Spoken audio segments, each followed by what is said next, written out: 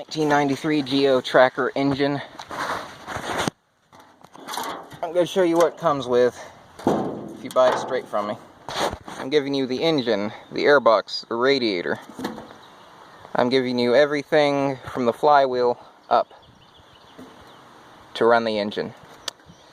I'm keeping the clutch though, I'll need that. Let's see here. I think it might have a vacuum leak somewhere. It's not too bad, but sometimes when it gets a little bit cold out, the engine doesn't want to run at first. It doesn't want to idle, but after it's been running for about 5 minutes, it's given a little bit of a chance to warm up. It does alright. All the cylinders fire. Let's see here. The oil leaks out of the back a little bit. There's a rear seal, it costs about $5, and it leaks out of the front sometimes, but it's not that bad. Out of the front anyway. I've driven about 150 miles and I've only had to top it up with just a little bit, but I think that might have been my own mistake of not checking the oil the first time I got it. It's probably going to need an oil change. If you want to pay a little bit more, I'll give you the whole wiring harness. I'll give you the computer, the ECU that's up under the dash. Everything that goes with that, the fuse box and whatnot. Everything that goes all the way back to the rear end. That includes the gas tank, the fuel pump, and the fuel sender unit. I will let you know that it's a pretty common problem on trackers. You can look it up, see how to fix it. The fuel sender doesn't work. I think the guy who owned it before me, he messed around with the wires in the back or something and he didn't tape it up right. And so they're a little bit corroded back there, just where he had them twisted together. So you'll probably need to cut those back a little bit and twist them. Also, the temperature gauge works sometimes, but I think a wire's loose up front towards the the water pump housing. So yeah, I'll let you listen to it real quick. But if you want to, basically what I'm saying is if you feel like paying, I don't know, 200 more.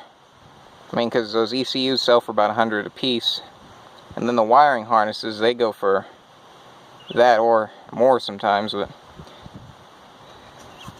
yeah, I guess just if you want to pay 200 more, I'll give you everything you need to run the engine by itself, except the 12-volt battery, which I'm using right there. Don't worry, I've got them wired up right. So I'll go ahead and let you listen. Oh, and just in case you're curious, this is a 1948 Willys Jeep body I have on here.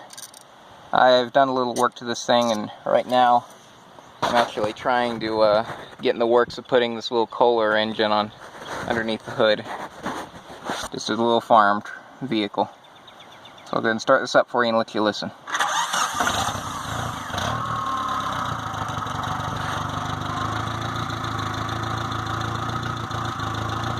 Now it's a nice warm day, it's been doing very good.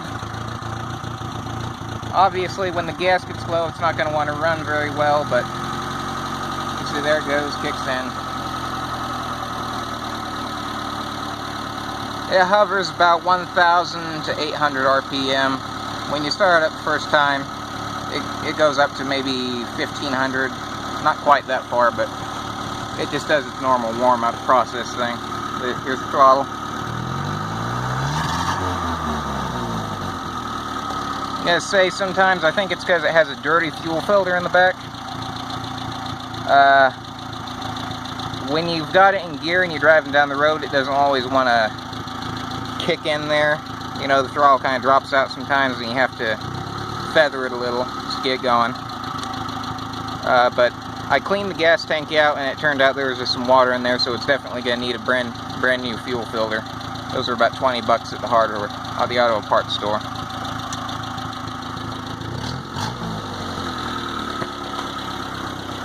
To let you know, I'm keeping the pedal assembly, clutch assembly, all that, the brake master cylinders, and I'll probably be keeping this throttle cable here because I need that for my new engine.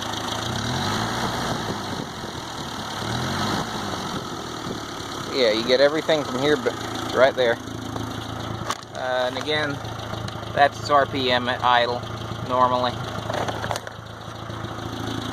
So yeah, it's a camp little engine. It just needs some work done on it, but I think with a little work, it'll get you right where you need to go. Thank you for taking the time to watch this. Hope you have a good day.